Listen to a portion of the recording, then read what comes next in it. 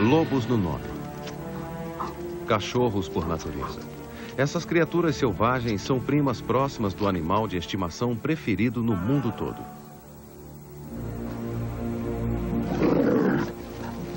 O temido lobo transformou-se no animal que consideramos nosso melhor amigo. O que lobos e cachorros ainda têm em comum? Existem instintos selvagens nesse domesticado e mimado companheiro de brincadeiras? Se pudéssemos ver o mundo através dos olhos de um cachorro, talvez encontrássemos respostas para essas perguntas. Selvagens ou domesticados, os cachorros possuem o instinto de caçador e os músculos necessários para perseguir uma presa. E qualquer que seja o alvo da perseguição, todos os cachorros adoram o esporte da caça. Para os seus primos não domesticados, porém, caçar não é um esporte. Cães de caça precisam de velocidade e resistência, de boa visão, bom olfato e boa audição. Eles precisam saber trabalhar bem em grupo e estão incluídos entre os predadores mais bem-sucedidos do mundo selvagem. Os cachorros logo acabaram por invadir diversas áreas da cultura humana. No papel de deuses, conduziam as almas dos antigos egípcios para a vida após a morte e tomavam conta dos templos chineses. Como ouvintes fiéis, serviram para fazer propaganda de música, mas aprendemos a nos precaver contra cães selvagens, raposas espertas, coiotes traiçoeiros e sinistros bandos de lobos. Sejam amigos ou inimigos, predadores ou animais de estimação, todos os cachorros pertencem à mesma família, a dos canídeos. Suas mandíbulas geralmente longas e fortes e seus dentes afiados são as armas necessárias para capturar presas grandes e mastigar ossos e carcaças.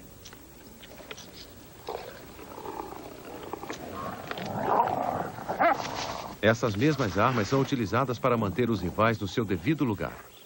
Para evitar que convidados indesejados roubem uma refeição, e para manter na linha os membros subalternos da matilha. Para os membros de um grupo de caça, a cor da pelagem é algo muito importante. Caçadores solitários, como as raposas, podem ter o pelo de uma única cor.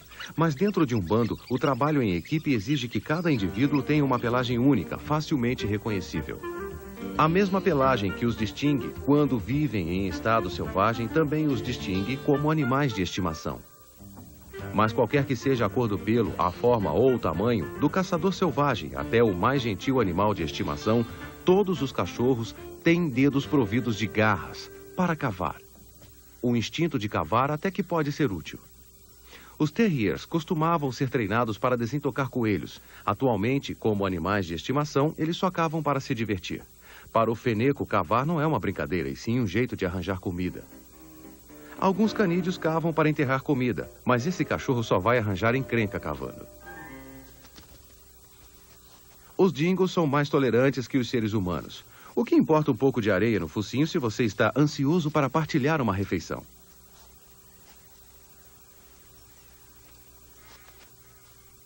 Quando um cachorro vai atrás de algo ou alguém, na verdade está sendo guiado por 3 sentidos-chave. Visão. Uma rápida olhada na direção do inimigo evita brigas inúteis. Audição. Um latido pode ser uma ameaça, mas é também o modo como os canídeos se comunicam.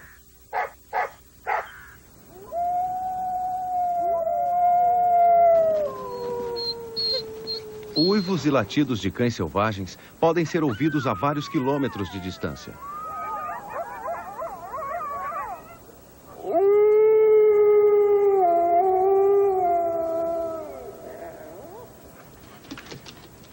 Olfato. Esse é o sentido mais aguçado dos cachorros e tem utilidade múltipla. O faro identifica território, detecta rivais e diz aos cachorros quem é quem, onde eles estão e por que estão lá. Cheiros podem manter um cachorro ocupado por um bom tempo, até que ocorra uma interferência sonora. É um assobio humano, mas os cachorros logo entendem a mensagem. Qual é a origem dessa comunicação rara entre homem e animal?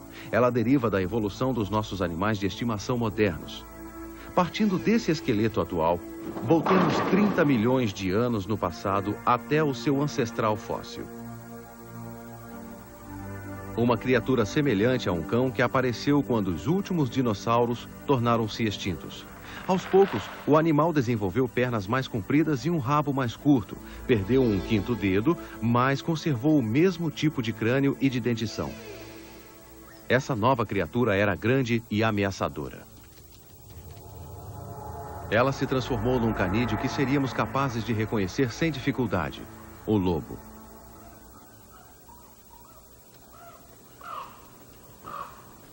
Os lobos sempre foram vencedores natos, trabalhando em conjunto, espreitando e caçando presas.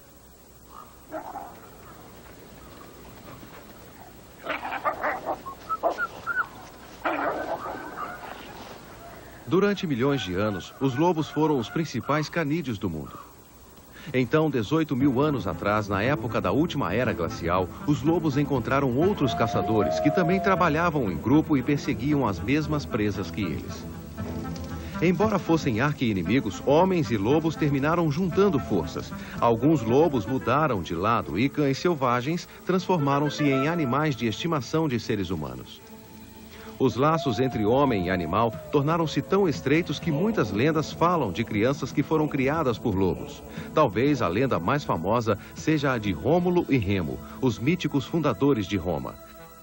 Bebês humanos talvez nunca tenham vivido com bandos de lobos, mas adultos humanos com certeza já criaram filhotes de lobos.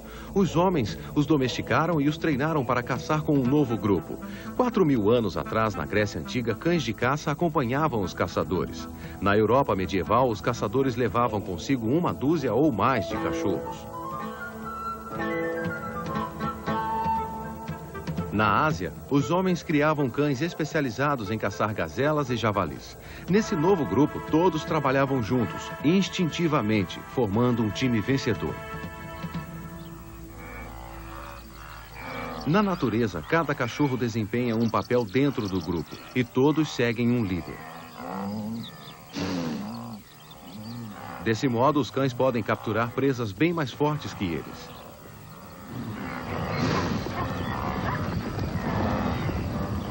Os olhos localizam a caça. Os ouvidos ficam atentos ao latido de comando, ao clamor das mensagens do resto da matilha. Com cautela, eles isolam a vítima sem lhe dar chance de escapar.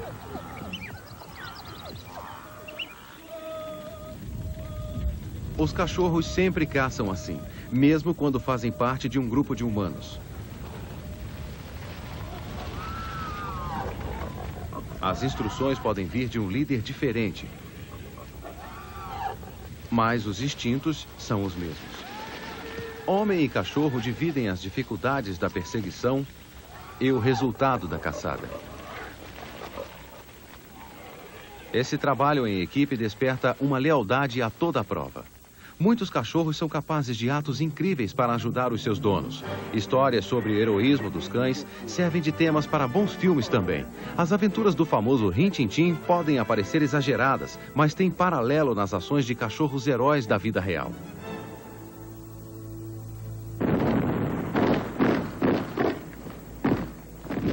Durante a Primeira Guerra Mundial, terriers levavam mensagens de uma trincheira para outra sob fogo pesado. Eles trabalhavam 12 horas por dia, recebendo apenas uma ração composta por 300 gramas de bolacha moída e 110 gramas de carne de cavalo. E nenhum deles parava no meio do trabalho para fazer um lanchinho.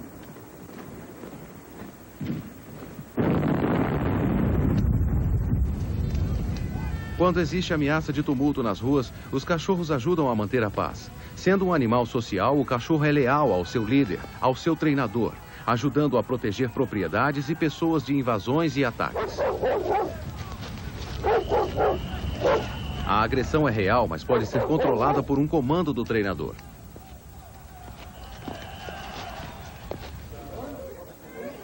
Um cão farejador ajuda a combater o crime sendo treinado para participar de um tipo especial de esconde-esconde. Farejar drogas não é fácil.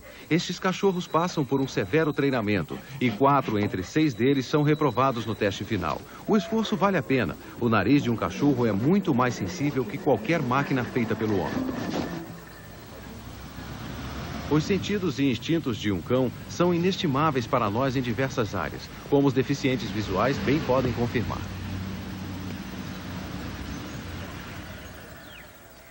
Os cachorros sabem instintivamente como se aproximar de mansinho de sua presa. Canalizamos este instinto para uma tarefa bastante útil: pastorear, em vez de caçar. Nenhum movimento do rebanho de ovelhas escapa aos olhos do cachorro. Seus ouvidos são sensíveis à mais leve mudança no comando do pastor. Um cão pastor pode detectar o tom do assovio ou da voz do pastor a 1 quilômetro de distância. Qual é a lição mais difícil que o cão aprende? Afastar o rebanho do líder do grupo, ou seja, do pastor, o que contraria todos os seus instintos. Isto só é possível por causa da obediência total do cachorro. Que belo trabalho em equipe. A inteligência de um aliada à obediência e aos sentidos supremos do outro. Visão, audição e o sentido mais sofisticado do cachorro, o faro. No interior do nariz de um cão existem cerca de 200 milhões de células olfativas, 40 vezes mais células que no nariz de um ser humano. Através delas, o cérebro do cachorro pode captar sinais de uma molécula de cheiro no meio de 1 milhão de outras moléculas. Isto proporciona ao cão uma visão diferente do mundo baseada mais em cheiros do que em imagens. Esta cozinha parece vazia para nós, mas para um cachorro a visão é diferente. Ele sabe que um garoto passou por aqui. Podemos enxergar as pegadas do garoto, mas o detetive farejador já descobriu muitas outras pistas. Ele sabe que na última meia hora o garoto atravessou o pátio da fazenda, passando pelo chiqueiro e pelo gramado da casa vizinha. Flores não são importantes para um cachorro. Por isso o perfume delas não lhe desperta a atenção. Mas a comida é um assunto sério. O que para nós é um prato vazio, para um cachorro faminto é uma deliciosa fonte de aroma de frango. E uma lata de lixo. Esta aqui foi esvaziada há horas, mas o cachorro ainda pode detectar um cheiro sutil de bacon frito, casca de laranja e papinha de nenê.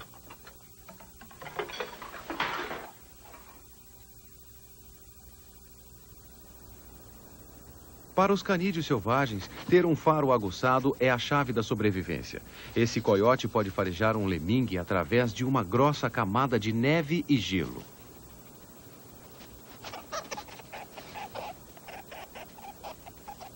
Ele sabe onde saltar para encontrar a sua presa.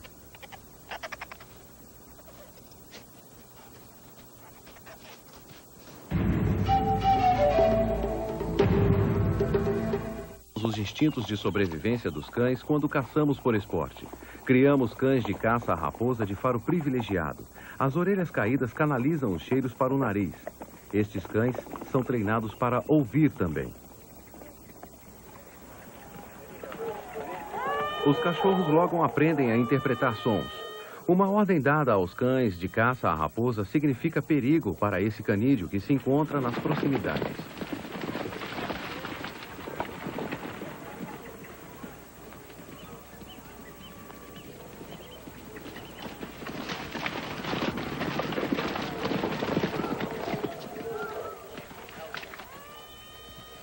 A raposa também é uma caçadora, mas sabe quando é melhor fugir para salvar a própria vida. Rejeitando a vida em grupo, a raposa perambula sozinha, prestando atenção nos ruídos dos camundongos do campo e de outras criaturas.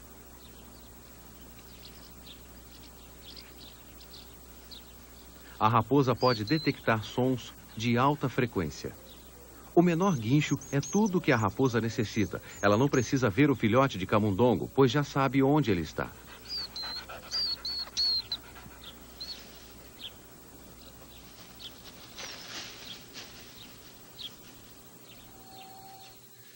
À noite, a raposa orelha de morcego caça com o auxílio da audição, prestando atenção nos ruídos produzidos pelos insetos.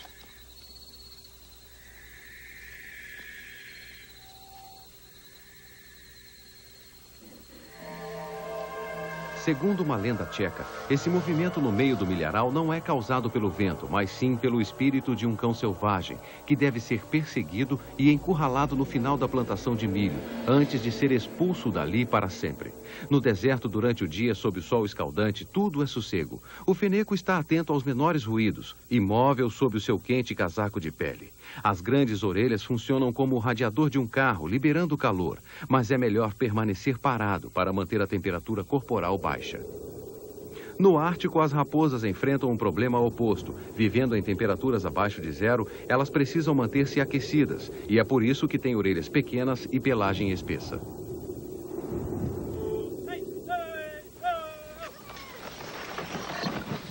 Criamos cachorros para trabalharem nessas mesmas condições. As maiores qualidades dos huskies são a sua força e a sua resistência. Eles irão puxar este trenó o dia inteiro ofegando, mas não de cansaço, e sim para perder calor. E quando se trata de patinar sobre gelo fino, a medalha de ouro vai para os cachorros. Dizem que os huskies encontram por instinto as rotas mais seguras na neve e no gelo. Eles pressentem perigos ocultos, como buracos escondidos pela neve e fendas no gelo. Esses são os melhores atletas do mundo canino, os galgos. Com olhos como os de falcão, eles foram criados como cães de caça supervelozes. Hoje em dia, os galgos caçam coelhos mecânicos em vez de presas de verdade. Os galgos são muito velozes graças à sua sólida musculatura e ao seu corpo peso leve. Na maioria dos animais, os músculos representam menos da metade do peso do corpo. Nos galgos, os músculos representam quase 2/3 do peso do corpo. Isto explica por que eles podem correr a mais de 60 km por hora. O vencedor leva o prêmio só por ter seguido os seus instintos. Os cachorros também recebem recompensas por atos de bravura e são aclamados como heróis quando demonstram lealdade aos seus companheiros humanos. Taffy saiu correndo para buscar ajuda e salvou seu jovem dono de morrer afogado num lago congelado. Mais de um século atrás, Grey Freya's Bob transformou-se numa grande celebridade canina. Esse devotado terrier ficou ao lado do túmulo de seu dono durante 15 anos, todos os dias. Não foi só na Primeira Guerra Mundial que os cães se mostraram corajosos. Cachorros paraquedistas saltaram atrás das linhas inimigas durante a Segunda Guerra Mundial para acompanhar grupos de ataque e participar de missões de espionagem. Laika, na Rússia, foi a mais famosa viajante canina do mundo. Em 1957, uma cadela dessa raça foi a primeira criatura viva a viajar para o espaço. E qual é a estrela mais brilhante do céu austral? Sírius, da constelação do Cão Maior, que no Egito Antigo surgia no horizonte durante a cheia anual do rio Nilo. A cheia tornava as terras férteis novamente. Por isso, os egípcios veneravam a estrela por suas qualidades vivificantes. Outro deus egípcio, Anubis, tinha corpo de homem e cabeça de chacal. Sua função era preparar os mortos para entrar no inferno. Guia e guardião, um papel recorrente dos cachorros míticos e lendários. Na Grécia Antiga, Cérbero, o cão de 3 cabeças, guardava os portais do inferno, mantendo os vivos do lado de fora e, o mais importante, mantendo os mortos do lado de dentro.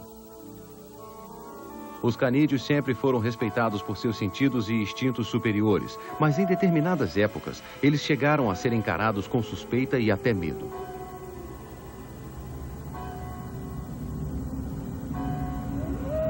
Esse medo resultou na mitologia mais recente, numa terrível e sombria fusão de homem e lobo, o lobisomem.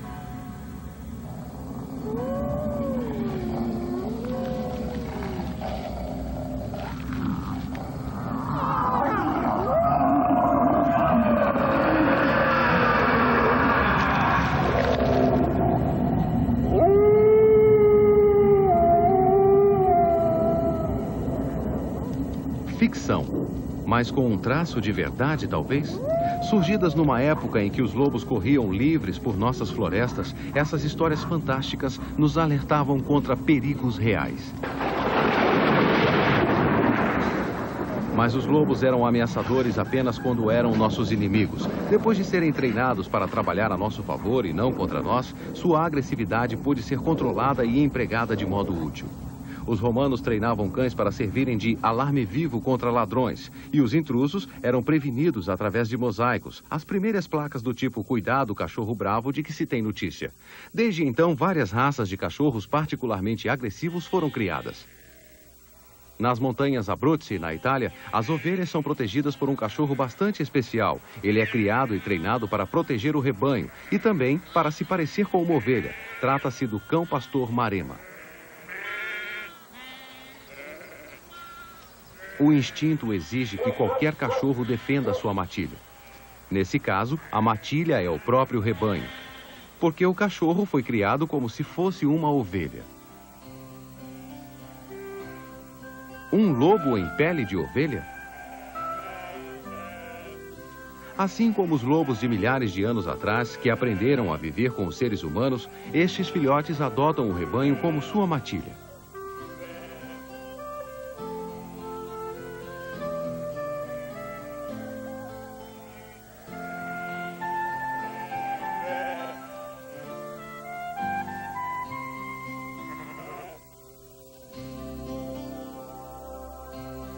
E como acontece com todas as criaturas, as principais lições começam na infância. Os filhotes aprendem por meio de brincadeiras a interagir com outros filhotes. Um pequeno chacal descobre que precisa brigar para ganhar atenção. E aprende a manter-se no seu lugar.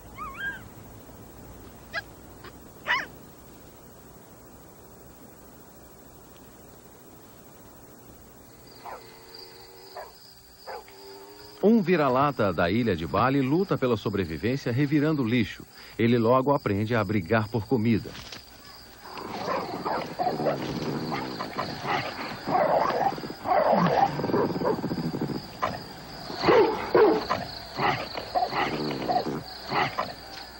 Mas não ao ponto de colocar a própria existência em risco.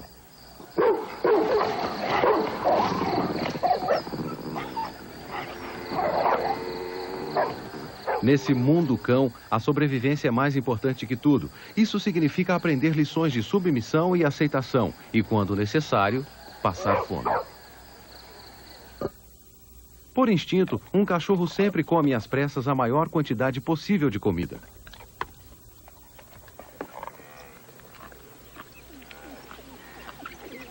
Este hábito alimentar deriva dos cães selvagens, que precisam comer depressa antes que um rival maior apareça. Uma hiena, por exemplo.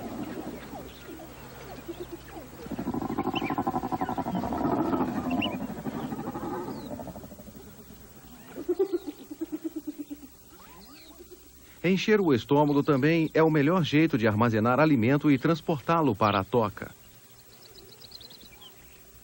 onde filhotes famintos estão à espera.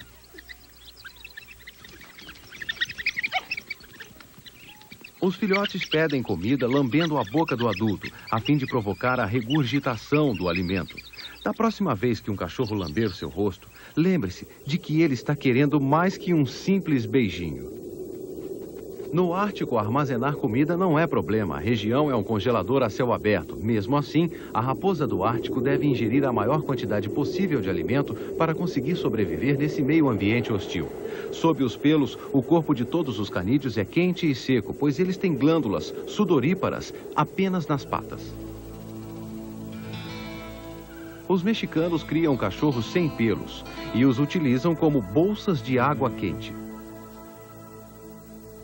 Muitas pessoas encontram utilidades estranhas para os cães, mas diversos cachorros de estimação são escolhidos por uma única razão: estilo.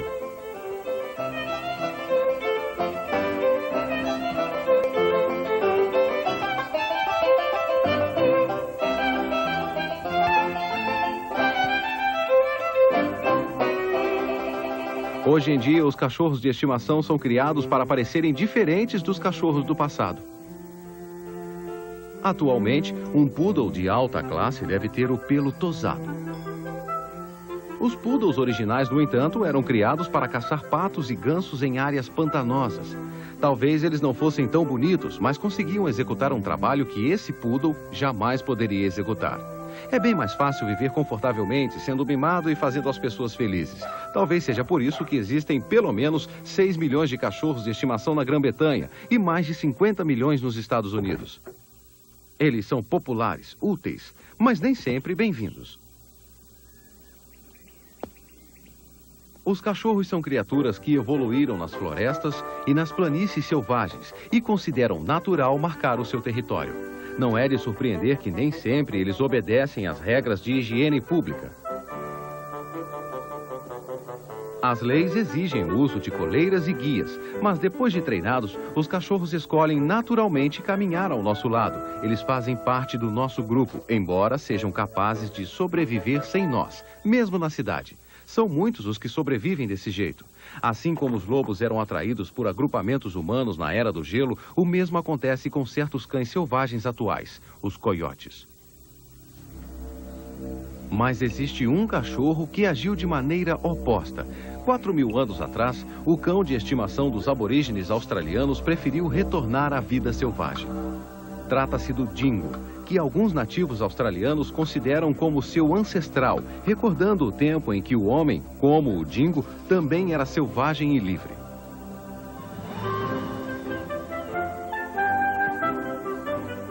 Será que os cachorros de estimação atuais sentem-se selvagens e livres? Será que os instintos lupinos ainda correm em suas veias?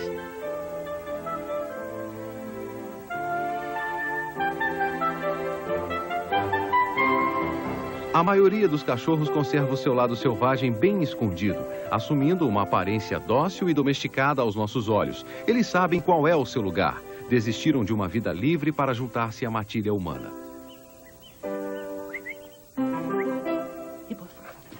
Quem saiu ganhando com isso? Nós temos um companheiro leal, afetuoso e obediente. O cachorro tem alguém com quem brincar, um lar confortável e um fornecimento regular de comida. Nosso amigo de 4 patas tem todas as suas necessidades satisfeitas. Podemos pensar que somos o dono dele, mas será que não estamos enganados?